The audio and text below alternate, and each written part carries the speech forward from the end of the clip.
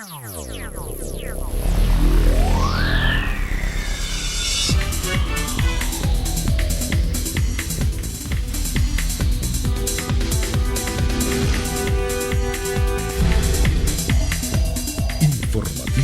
Mira TV está en ti.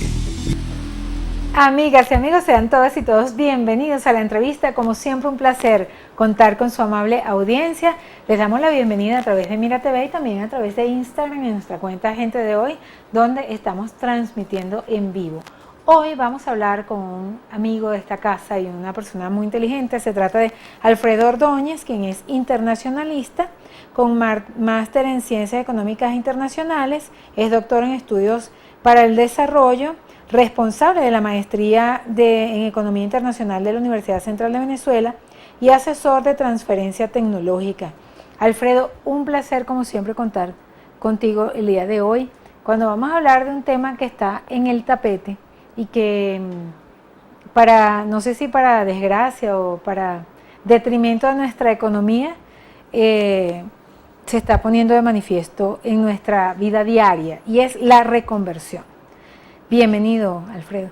Muchísimas gracias, de verdad, a todo el equipo de la entrevista. Siempre es un honor venir para acá, compartir y dar un poquito de conocimiento a las personas, tratar de explicarles lo mejor posible los fenómenos que están ocurriendo en nuestra economía.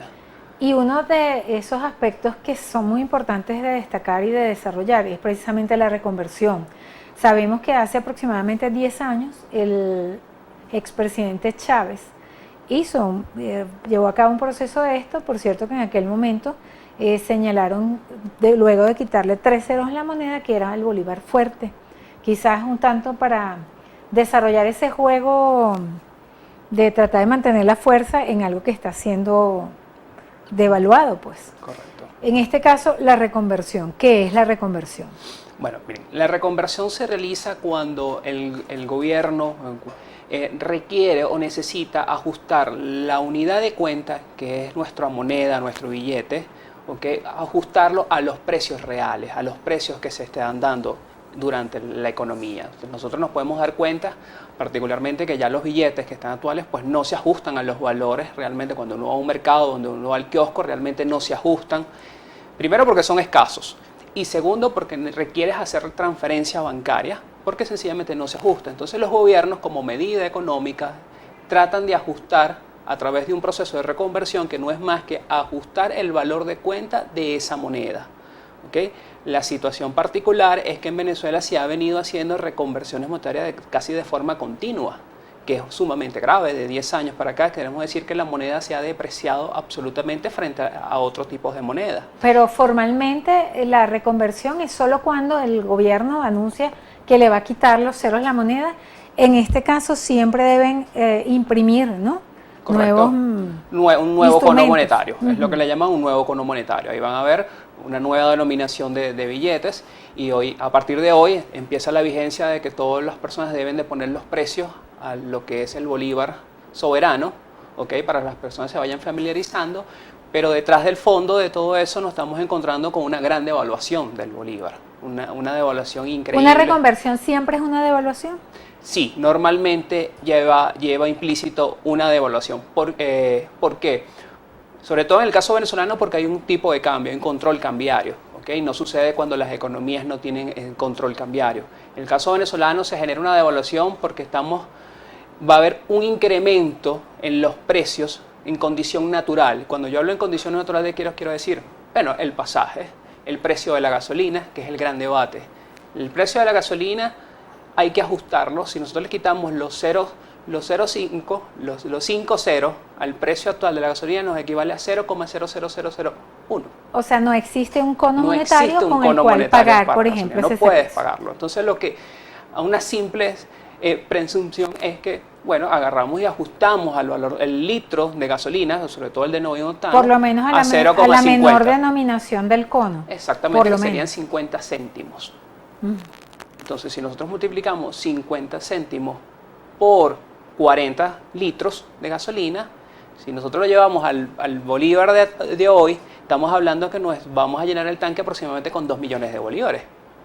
Eso ¿ok? es un aumento considerable, un porcentaje elevado. Sumamente elevado. O sea, a simple vista estamos viendo que va a haber un incremento casi que insostenible para la economía venezolana porque los salarios que estamos viendo, que tienen promedio las personas, se disminuyen también, porque también se les quitan los 5 ceros. Fíjate, ahora todo esto está siendo generado, por supuesto, por un proceso de hiperinflación, o le están inclusive creando un nombre especial porque la cosa ni siquiera como que ha existido en la humanidad, la inflación que estamos viviendo en Venezuela, aunque la Asamblea Nacional hace poco anunció que eran 100.000%, también el Fondo Monetario Internacional recientemente informó que Venezuela podría eventualmente en este año 2018 llegar a una inflación del 1000%, una hiperinflación. Sí, es que... Entonces este cono monetario está siendo en este momento... va a acelerar la inflación. Va a acelerar la inflación porque el cono monetario no viene acompañado de políticas económicas que permitan tener un ajuste al control inflacionario. ¿De qué se trata la inflación? De un aumento constante del valor del precio de un bien.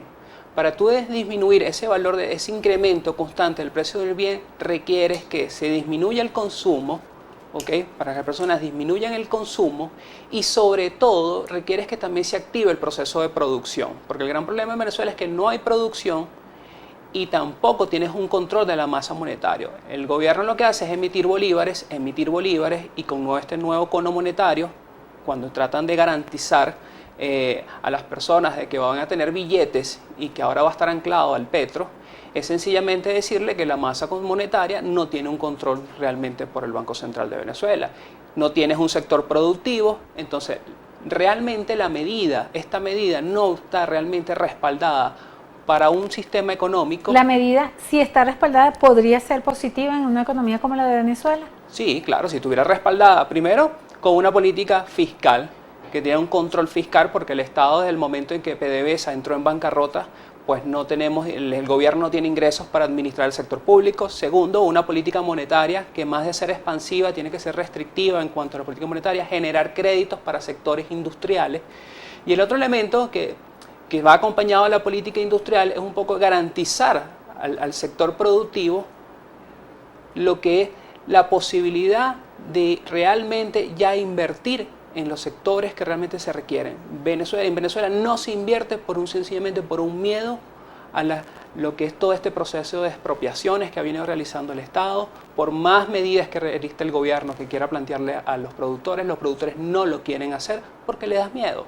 Sencillamente al no generar una garantía de tu inversión, pues difícilmente vas a generar eso y se sigue manteniendo el caos. ¿Cuál es el caos? Que todos estos ajustes, recordemos que es una condición natural del ser humano, él no va a ajustar los precios hacia abajo, él ajusta los precios hacia arriba y se va a ajustar a los nuevos conos monetarios. El problema es que los salarios y la estrategia que sigue manteniendo el Estado es que las personas lo que va a generar es un gran nivel de empobrecimiento. O sea, más pobreza después de esta medida. Claro, imagínense las personas que de manera posible pueda administrar su vehículo, tenga su vehículo más o menos en buenas condiciones, la combustible es lo que puede adquirir de forma fácil. Ahora al cambio le tocaría 2 millones de bolívares para llenar un tanque. Eso sin hablar que el que tenga un botecito de aceite, ¿no? Sí, que sí, tiene que parar el carro. Entonces, eso por supuesto genera empobrecimiento. Alfredo, de verdad que uno quisiera tratar de comprender, pero en lo particular, fíjate que a mí, que siempre me han costado un poquito los números, pero por algo soy periodista, pero los números me cuesta, tengo que como concentrarme y detenerme para decodificarlos, ¿no? Me cuesta entender el costo de la moneda, o sea, saber qué cuesta 1 millón, qué cuesta 1000, cuál es el valor de la moneda. Eso yo me imagino que le pasará a mucha gente, no solamente a mí. Realmente, o sea, ¿cuánto vale realmente esa moneda, esos billetes? Las monedas no las he visto más, quizás se convirtieron en algo de colección. Bueno, vienen unas monedas, ahora hay que esperar si realmente no sabes si son de níquel o de el nuevo cono monetario realmente sí se cumplen. Recuerden que no hace menos de unos 10 meses había una propuesta del famoso cono monetario que se le iban a quitar, eran 3 ceros. Se ha ido Exacto, que se fue posponiendo. En su momento recuerdo que tuvimos una entrevista y habíamos hablado de que yo le decía que era muy difícil que se generara eso, en 8 meses era muy difícil que se generara ese cambio. Porque hay un tiempo técnicamente hablando para poder implantar una reconversión claro, porque monetaria. generas todo un cono y necesitas educar a las personas personas también sobre lo que este proceso. O sea, la única que está perdida en el espacio con el valor de la moneda no soy yo, ¿verdad? No, estamos Mucha gente todos, estaría perdida. todos, hasta los que estamos dedicados al área de la economía, pues igual nos cuesta, porque nosotros tenemos que ajustar también a toda la estructura.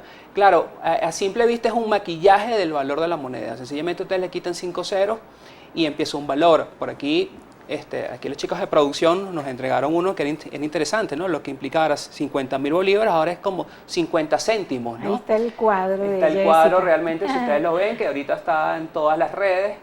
Ok, vean lo que va a pasar, por ejemplo, el caso del salario. ¿Cuánto es el salario mínimo en Venezuela? Vamos a ponerle en aproximado que está en 5 millones, ¿verdad? Entonces usted en su cuenta bancaria, cuando usted vaya a ver a partir de la reconversión, la aplicabilidad de la reconversión monetaria, usted va a ver cuando abra su cuenta, usted va a ver 50 bolívares. Usted se va a asustar. Wow. Inmediatamente. Usted va, ¿qué pasó? Eso es muy poco dinero. Esto no es. Realmente, usted lo va a ajustar a los precios y cuando se vea que los precios se van a ir por encima de lo que usted consumía, pues empieza a haber un efecto realmente severo, porque el tema del transporte, imagínate, usted gana 50 bolívares y usted va a agarrar su camionetica para ir al trabajo. 50 bolívares un mes de trabajo. Vean lo de arriba, los 50.000 bolívares pasa el precio, el cono monetario mínimo, la moneda mínima es de 50 céntimos, que es 0,50. Entonces usted va a ganar 20 y usted va a empezar a pagar 0,50 diario en su camioneta, es decir, un día le va a costar un bolívar si es que toca nada más una camioneta ida por vuelta. Mira, hay economistas quienes han señalado que el gobierno no podría aplicar eventualmente para el 20 de este mes el nuevo cono monetario. ¿Por qué crees tú que señalan eso? ¿O que debían darle más tiempo? Hay quienes no se niegan de plano de que digamos que se ejecute esta medida, pero pues con las condiciones y tal. Hay dos puntos de vista. El punto de vista técnico es el tema de que las personas no están preparadas para entender esta situación de esta relación, no están familiarizadas a los precios. En apenas 5 días, 6 días, pues las personas no van a estar preparadas para entender estos valores de los precios. Los comerciantes, repito, por condiciones naturales van a ajustar los precios hacia arriba, se va a acelerar el proceso inflacionario. Tenemos ya una inflación del 100% mensual, por encima del 100% mensual. No es descabellado los pronósticos del Fondo Monetario Internacional. Y el segundo elemento del punto de vista político, que tiene que ver con la credibilidad social, la presión social que va a generar esta situación. Y precisamente esa es nuestra interrogante para la próxima parte de este espacio con nuestro invitado Alfredo Ordóñez. Dadas estas circunstancias, ¿hasta dónde soporta la presión, este tipo de presión, un país como Venezuela? ¿Cuáles serían las posibles circunstancias si esta situación económica sigue empeorando, que muchos dicen que no hemos tocado fondo? La respuesta y el análisis de nuestro invitado en la próxima parte de este espacio.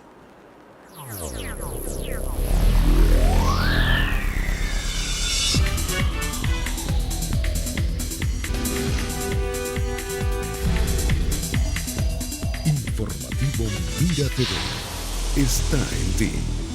Continuamos, amigas y amigos, en la entrevista. Hoy estamos conversando con Alfredo Ordóñez, internacionalista, doctor en estudios para el desarrollo, y quedamos pendientes para conversar con nuestro invitado acerca del drama de Venezuela. Si lo vemos de una perspectiva histórica, hemos tenido nuestros momentos. Ninguno de los momentos históricos, ni siquiera cuando se dio el Caracazo y todos esos eventos lamentables que están en nuestra historia, vivimos una inflación tan fuerte como la que tenemos actualmente. Y los pronósticos, como dicen los médicos, son reservados, pronósticos reservados. ¿Hasta dónde puede alcanzar la presión un pueblo como Venezuela, considerando el éxodo de muchas de nuestras familias? Yo creo que en todas las familias de Venezuela hay 1 o 2 personas que se han ido a este país. Bueno, de hecho la remesa se ha convertido en una de las posibilidades de aguante, ¿no?, para muchas familias en Venezuela. ¿Cómo observan ustedes desde la academia, desde las personas que están actualmente estudiando, analizando los números, ustedes que están permanentemente analizando lo que está pasando desde una perspectiva histórica y desde una perspectiva real, en el propio bolsillo? Sí, aquí lo importante de entender es que los momentos históricos son importantes para comprender situaciones en las que no debemos cometer, ¿no? Sin embargo, recordemos algo, cuando hubo el famoso golpe de Estado de Venezuela, una de las, digamos que los llamados golpistas para ese entonces, lo que justificaban de la acción militar era porque en Venezuela se encontraba en una economía inflacionaria, se hablaba del 40%, algunos decían que se ocultaban las cifras y que eran mucho más, estaban hablando de un 60%, la producción del país venía disminuyendo, que esa producción no daba así de 1 o 2%, y la gran problemática de lo que era el valor del precio del petróleo. Luego llega Caldera con la famosa reforma, con la reforma de Venezuela, la Agenda Venezuela, que fue su programa de gobierno. En esa agenda se hablaba que había que hacer un ajuste monetario y se habló en ese momento de hasta de un 600% de devaluación de lo que se venía generando. ¿Okay? Sin embargo, Venezuela mantuvo esa situación, esa presión política se mantuvo. Recordemos las famosas crisis bancarias que se generaron a finales de los 90. Y hoy nos encontramos con una situación mucho peor de la que nos encontrábamos hace 2 décadas. Particularmente estamos hablando de una inflación superior al 100% mensual, ¿okay? Con una tendencia a ser al 1000% anual. Nos encontramos con una caída del PIB mayor al 13%. Nos encontramos con una caída en la producción petrolera de la principal empresa petrolera del mundo, como es PDVSA. Ahora resulta que PDVSA, que tenía una meta de producir 6 millones de barriles diarios, PDVSA a lo sumo producirá 1.3 millones de barriles diarios. Es decir, una economía que se ha estancado, que ha caído en crisis. ¿Qué ha pasado con los venezolanos? El mismo proceso de globalización les ha permitido migrar. El venezolano ha buscado salir y busca, ¿por qué? Porque no consigue la respuesta en sus actores políticos. Cuando se generó el golpe de Estado, los actores políticos para ese entonces establecieron una alianza de gobernabilidad. ¿Crees que sin una alianza no tiene futuro Venezuela en este momento? Definitivamente. Porque hay personas que están muy recalcitrantes en cuanto a esa posibilidad. Es que las crisis generan posiciones reacias, por supuesto, porque en las crisis hay un grupo que se beneficia y hay otro grupo que no. Entonces, hay un grupo que se ve mermado ante esa situación. Pero si no hay una alianza política, difícilmente Venezuela ya pueda salir de esta crisis. Y en esa alianza, obviamente, tienen que estar los factores del gobierno, ¿consideras? Lamentablemente tienen que estar los factores del gobierno, porque los factores del gobierno han generado un monopolio de funcionamiento del Estado donde incluye las instituciones, y entre las instituciones están las Fuerzas Armadas. Y cuando tenemos las Fuerzas Armadas aliadas a un funcionamiento político, pues en Venezuela se tiene que generar una estructura de alianza de todos los sectores, entre ellos, por supuesto, involucra al sector académico y al sector empresarial. Ahora, como país monoproductor, y que no se ha sembrado el petróleo, como diría la famosa frase, las Fuerzas Armadas y todas las instituciones de Venezuela están sustentadas exclusivamente por la industria esa que está en bancarrota, prácticamente. ¿Hasta qué punto puede sustentar económicamente el petróleo a un gobierno con esta característica? Ya no es sustentable, lo estamos dando cuenta por el mismo proceso de reconversión y y precisamos más ese detalle cuando el mismo principal gobernante, como es el presidente Nicolás Maduro, informa de que para adquirir gasolina requieres de un carnet, primero requieres censarte y después el carnet para tener un subsidio de gasolina, porque hay que racionalizar la gasolina. ¿Por qué hay que racionalizar la gasolina en una economía petrolera? Porque hay que censar los vehículos si existe una institución encargada que lleve el control de eso, como es el INTT. Ahora, precisamente tú acabas de meter el dedo en la llaga, porque todos estos sistemas de insumos que requiere la población, tanto alimentarios, ahora pues la gasolina, y nos imaginamos que lo del censo por el tema del aceite y otros rubros, insumos que lamentablemente son incomprables. De hecho, uno ve que ni siquiera hay las mismas colas en la ciudad de Caracas porque la gente no puede sacar los vehículos, y muchos también se han ido del país, pero mucha gente no puede ya sacar los vehículos por el tema de los costos, y etcétera, etcétera, etcétera, etcétera.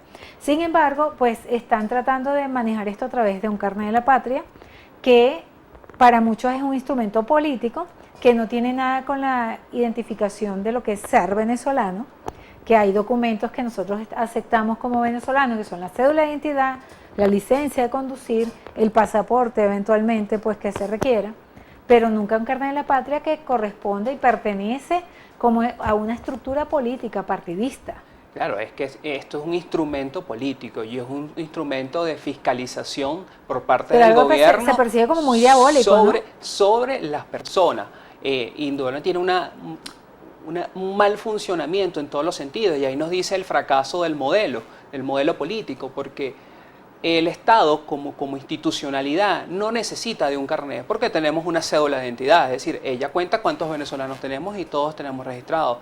¿Para qué vamos a hacer un censo de vehículos? Para eso existe una institución que les Eso quiere decir que si yo llego, por ejemplo, a una bomba de gasolina y no tengo el carnet de la patria, no puedo echar gasolina, o me la van a cobrar a precios internacionales, siendo yo venezolana. Seguramente eso es lo que, por supuesto, tiene un carácter discriminatorio. ¿Ok?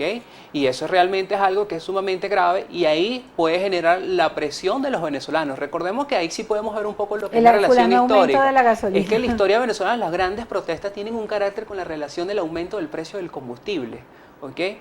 Y esto ahorita existe un gran miedo sobre qué situación se va a generar otro. Segundo, gran parte del parque automotor venezolano, que lo que queda rodando son de sectores empresariales. Porque las pequeñas empresas que tienen sus vehículos, que están registrados en empresas, las empresas no pueden tener el carnet de la patria. O sea, porque ellos son personas jurídicas, no son personas naturales. ¿Será que van a sacar el carnet de la patria para las empresas? Entonces también? Eso va a generar realmente una gran presión, y que ya se está sintiendo en las calles. Segundo, los precios de los servicios tan básicos como la electricidad, el agua, tienen que ajustarse al nuevo cono monetario. Y resulta que el venezolano común, y todos los estamos sufriendo en cualquier estrato social, no hay agua, no hay luz, todo el nivel de inseguridad, las calles después de las 7 de la noche, ustedes ven que es una oscuridad. Por ahí salían los cachicamos, las iguanas, y tienen unas cosas por internet que han dicho que ellos no cortaron porque ahora son las tormentas las que cortan, son las lluvias las que cortan eso. Eso realmente, decirte cuándo la población va a reaccionar sobre eso, yo creo que la población ya viene reaccionando sobre eso. El gran problema que nos expresamos y el gran impedimento que tenemos todos socialmente es que nuestros actores políticos realmente no han hecho lo que realmente deben hacer, y es que tener un liderazgo, tener credibilidad, tener realmente ajustarse a lo que es la función de ellos, que es conciliar intereses. ¿Cuáles podrían ser las medidas específicas para que esto se resuelva, ya para finalizar? Hablamos al principio, una política fiscal que tiene que ser restrictiva, hay que dejar ya esas misiones. Yo creo que esas misiones pueden ayudar a aquellas personas que lo requieren, pero las misiones en general destruyen el aparato productivo porque están subsidiadas, realmente las personas no pagan el valor. Yo creo que ese dinero que se va a subsidio debería irse al dinero al sector productivo. ¿Ok? En la medida en que las personas consigan producción, van a conseguir variedad y van a satisfacer sus necesidades. El segundo elemento, yo creo que en una política de carácter monetaria, ya es necesario liberar el tipo de cambio. Liberar el tipo de cambio porque la moneda está tan depreciada que le conviene al sector empresarial ahorita, al pequeño productor, empezar a exportar, montarse en la aventura de exportar para poder adquirir divisas. Pero con las restricciones de la divisa, obviamente no. Por supuesto no puede hacerlo, pero si tuviera ya un tipo de cambio libre, pues vas a motivar al empresario, aprovechando la relación, a exportar. También motivas a la inversión extranjera. ¿Okay? El tercer elemento es la política industrial, que yo les hacía referencia, es garantizarle realmente ya el derecho a la propiedad privada. Ya esto es una locura. Generar confianza en la economía. Tú necesitas generar confianza en las instituciones para que la economía logre un nivel. Revertir algunas de las acciones, por ejemplo, de expropiaciones, ¿podría ser una señal o eso no sería necesario en este momento? No, eso es necesario, hay que ser urgente. Y es importante que el Estado como nación ya necesite volver otra vez a la legalidad. Y la legalidad es ese aspecto. El petro no tiene sentido, el petro es algo que es ilegal porque el petro está anclado a reservas petroleras y de acuerdo constitucionalmente nuestras reservas petroleras son nuestras, son inanegables, son innegociables, no forman parte de garantía y no pueden utilizarse como ese mecanismo. Por lo tanto el petro es ilegal desde el principio en que lo anunciaron, ¿ok? Que era anclado. Y yo creo que hay uno muy adicional, es que ya es necesario que los sectores, tanto el sector académico como el sector empresarial, vayan trabajando de la mano. Yo creo que hay unas pequeñas empresas por aquí en la zona de Miranda que se han ido acercando a las universidades para crear y para innovar productos. Y se han visto pequeños resultados. Imagínense en una Venezuela que tenga buenos resultados económicos, garantías, y que los pequeños empresarios de la zona con las universidades logren un nivel de producción de alta escala y de alta innovación. Ojalá que tomemos nosotros tus últimas palabras como una oración. Sí. De verdad que sí. Muchísimas gracias, Alfredo. Como siempre, un placer y un honor contar con tu presencia en este espacio. Muchísimas gracias a ustedes, de verdad. Gracias a ustedes, nuestros queridos y distinguidos televidentes. Recuerden que este programa usted lo podrá ver a través de Gente de Hoy, nuestro canal en YouTube. Les invitamos a suscribirse. A nombre de nuestra productora Jessica Dirinot, nuestro director Antonio Brantes y quien tuvo el inmenso placer de conversar con ustedes, Daisy Oropesa, nos despedimos, deseándoles una maravillosa jornada. Bueno.